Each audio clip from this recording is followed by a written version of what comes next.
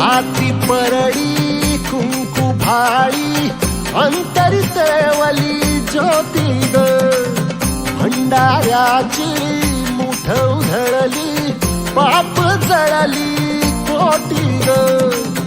सेवेसाठी आलो दुरुनी तूच जीवाचा जीव स्वामिनी होऊ दे मंगल आई ग हाती परडी कुंकू भाळी अंतरी तेवली ज्योती ग भंडाऱ्याची मुठ उधळली पाप जळली कोटी ग